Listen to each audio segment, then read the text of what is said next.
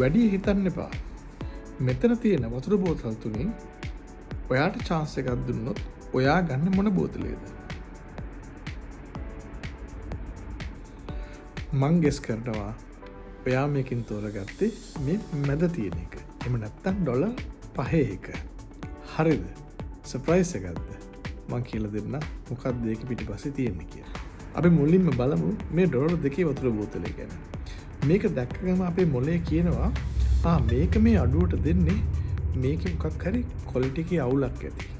ඒක හින්දා මේක නම් ගන්න බෑ. අපි දැන් බලමු ඩොලර් 12 බෝතලේ දිහා. මේක දැක්ක මොලේ කියනවා අම්බෝ මේක මේ මාකට් එකේ තියෙනට ලොකු ගාණක් වැඩි මේක මේ. අපි මේ බ්ලැක් මාකට් ප්‍රයිස් එකට හුරන් කන්න යන්නේ කියලා. එහෙනම් මම මේක ගන්නෙ නැහැ. ඔයාගේ මොලේ හැමතිස්සෙම හොයන්නේ මැද සේෆ් choice එක. අන්න ඒකට තමයි මාකටිං වල අපි කියන්නේ decoy effect කියලා.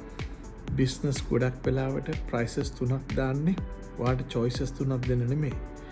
ඔයාගේ සයිකොලොජි එක එහෙම නැත්නම් ඔයාගේ ඩිසිෂන් එක ගයිඩ් කරන්න.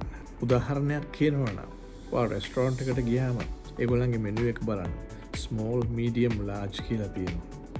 ඒ වගේම software package එකක් ගත්තොත් ඒකේ තියෙනවා bronze නැත්නම් gold එහෙම නැත්නම් platinum කියලා. ඒ වගේම තමයි Netflix package එකෙත් ඒ විදිහටම තියෙනවා. එතකොට ඇයි මේ විදිහට තියෙන්නේ කියලා ඔයගොල්ලන්ට කවදාවත් හිතලා තියෙනවද?